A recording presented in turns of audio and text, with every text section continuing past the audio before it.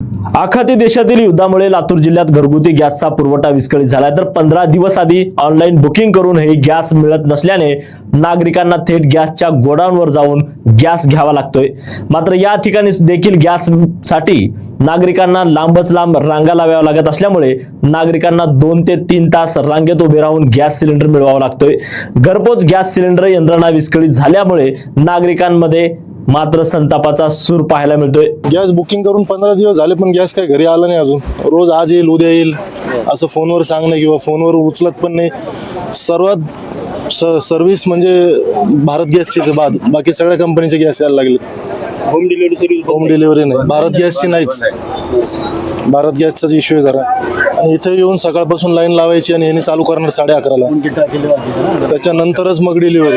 तोपर्यंत उन्हातान्हात थांबायचं आपण कामधंदे सोडून। बुकिंग करून 13/3ला बुकिंग केलेलं आहे। सारखं चक्रा मारतोय, गाडी येत नाही म्हणल्यानंतर मी इथं स्वतः आज आलेलं आहे। तो सिलेंडर काही मिळत नाही, काही नाही। आणि आता बारीला थांबा म्हणून सांगितलं, बारीला थांबलेलं आहे सिलेंडर। 2 तास झाले।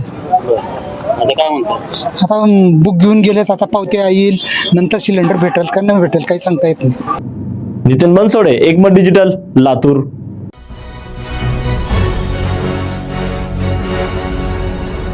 Thanks for watching Ekmat Digital.